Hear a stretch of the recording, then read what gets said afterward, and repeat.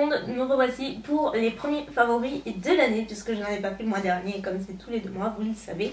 Me revoici, me revoilà. Donc ce mois-ci, j'ai pas des tas de trucs à vous présenter, je suis désolée. J'ai quelques petits trucs mais bon, c'est pas des trucs de fou, on va dire. Je vais commencer avec des livres de cuisine parce que j'en ai 2 que j'ai beaucoup aimé, dont un que j'ai reçu il y a 2 semaines que j'ai commandé sur Amazon, donc j'ai pas eu le temps de faire trop de recettes, d'en faire du tout même. Mais je voulais à tout prix vous en parler parce que je n'ai vu nulle part ailleurs, je n'en ai jamais entendu parler et il faut à tout prix que je vous en parle. Mais c'est pas le premier, c'est pas du tout celui dont je vous parle. Le premier, c'est celui que j'ai reçu à Noël, qui pèse 3 tonnes, c'est un peu le dictionnaire de la cuisine en fait. C'est le grand livre de pâtisserie facile de Marabout.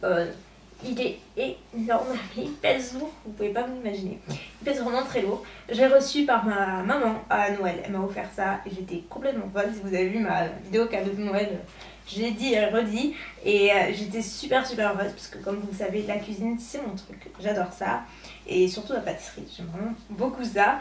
Et du coup quand j'ai reçu ça, je me suis dit bah dedans il y a 600 recettes. Je sais pas si vous vous rendez compte, mais 600 recettes c'est énorme, vraiment énorme. En plus il est super bien illustré, les photos sont magnifiques. On a envie de faire toutes les recettes, même les trucs qui en principe ne m'attirent pas spécialement.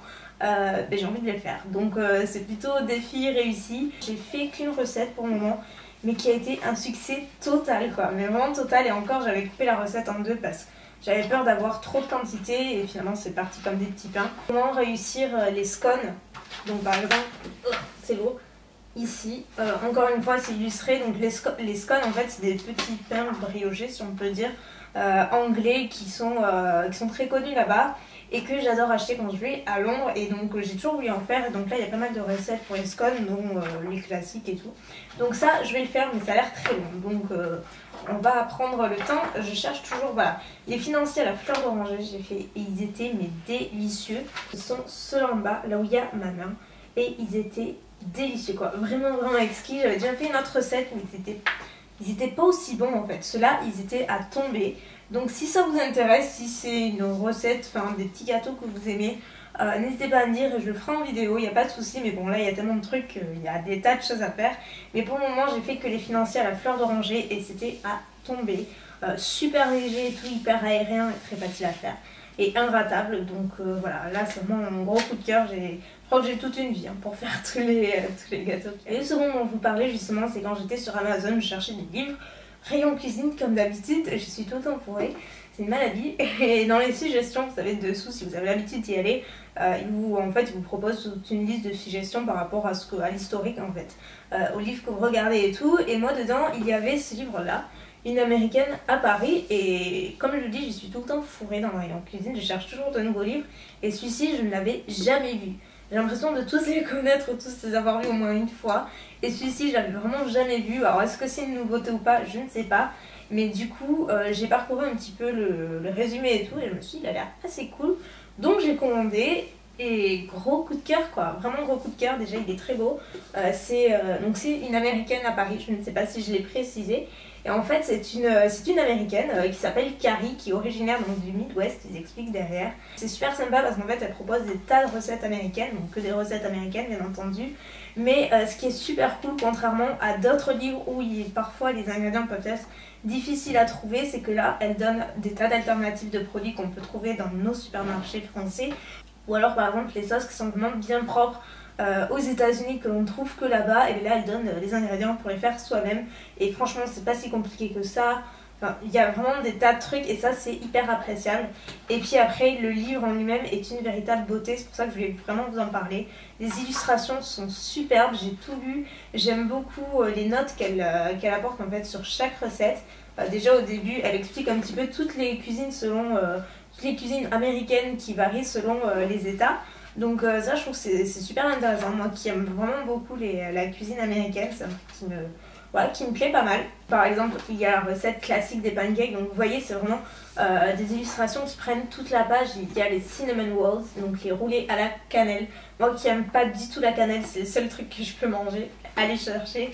et ceux-là ils ont l'air divins, donc ça je pense que j'en ferai, c'est certain. Le prochain truc que je vais essayer par contre c'est sa recette de donuts, parce que j'en ai déjà essayé 2 autres mais ils m'ont pas convaincu, donc on verra si celle-ci vaut le coup. Si ça vaut le coup je vous ferai en recette, mais j'attends de trouver la bonne recette. Évidemment il y a les traditionnels après burger, donc là c'est le barbecue chicken burger qui a l'air super bon. C'est une recette que je connais pas du tout au niveau du poulet, c'est super original.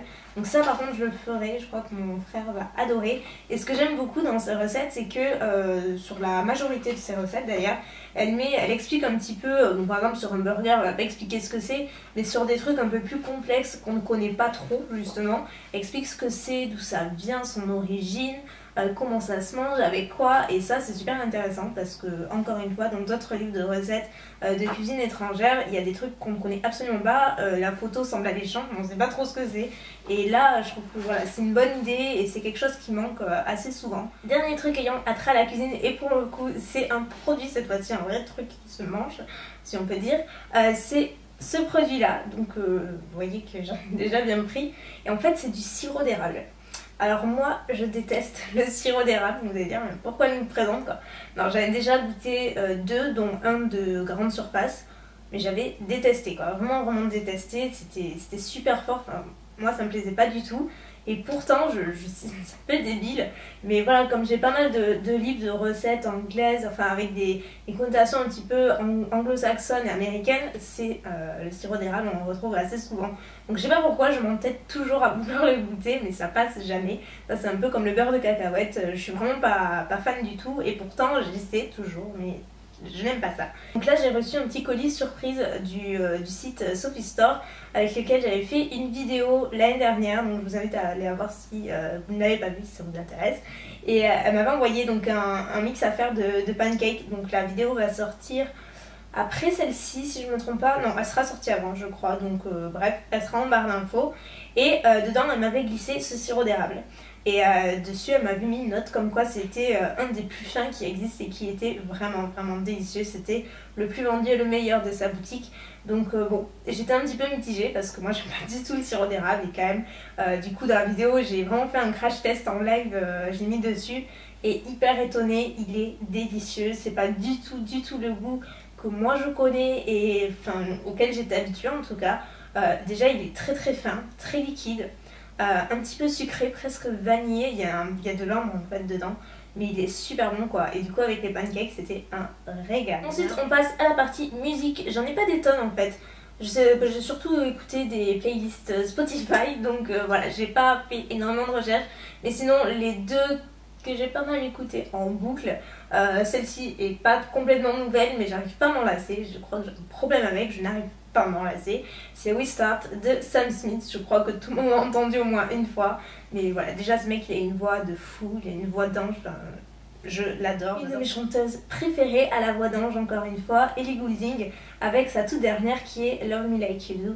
D'ailleurs elle a sorti son clip il n'y a pas très longtemps. Oui, je la suis de très près, j'aime beaucoup cette chanteuse. Et on termine avec les séries, et oui j'en ai encore, j'ai l'impression de parcourir tout le temps des séries, et je sais pas comment je vais pour en trouver toujours et encore, mais ça c'est grâce à Netflix. Depuis que j'ai découvert Netflix, je découvre de nouvelles séries, et d'ailleurs ces deux-là, je les ai trouvées sur Netflix.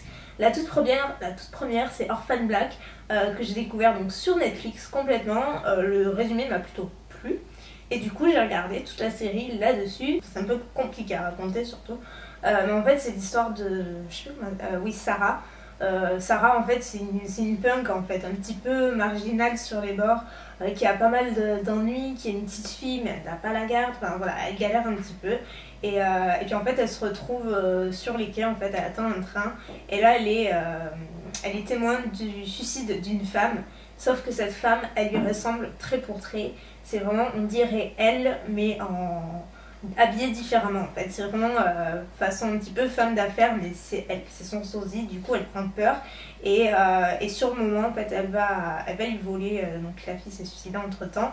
Et elle va lui voler en fait le sac qu'elle a laissé sur le quai pour découvrir son identité. Et à partir de là, elle va tomber un petit peu dans un espèce de piège, si on peut dire, parce que sa vie va être complètement bouleversée, elle va découvrir des choses sur elle et sur des tas de choses qui existent qu'elle n'aurait jamais imaginées. Voilà, elle va découvrir que ce sosie-là, c'est pas la seule. Et après, elle va être embarquée dans des histoires complètement folles et délirantes.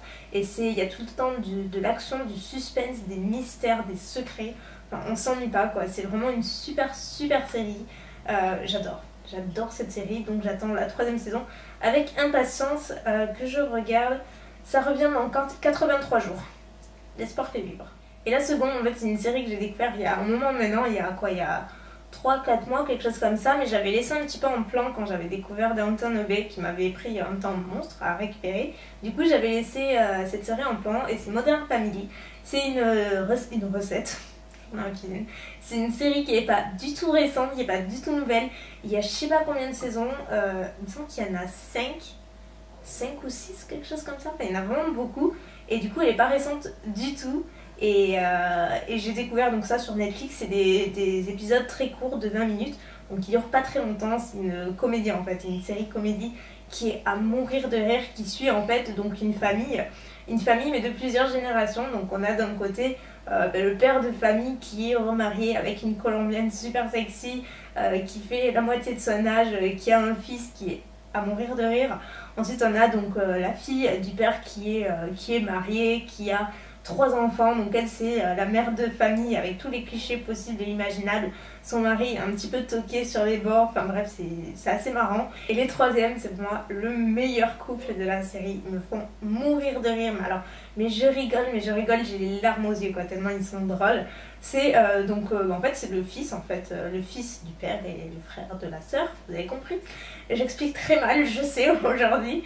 C'est le couple Mitchell et Cameron, donc 2 homos qui vivent ensemble, qui sont en couple et qui ont adopté une petite vietnamienne, il me semble. Je ne veux pas me tromper sur l'origine, mais il me semble que c'est une petite vietnamienne. J'arrive plus à parler. Et ils sont à mourir de rire. C'est vraiment certes, il y a les stéréotypes et tout qu'on ne peut pas négliger, mais le personnage de Cameron, il est à mourir de rire, quoi. Vraiment, franchement, j'attends que quoi, limite. Les autres sont très marrants, mais eux, ils sont particulièrement à mourir de rire, donc voilà. Du coup, on suit leur vie, parce qu'en fait, ils ont accepté d'être filmés plus ou moins dans leur vie, donc on suit leur révélation. C'est un peu comme une télé-réalité, mais filmée comme une série, en fait.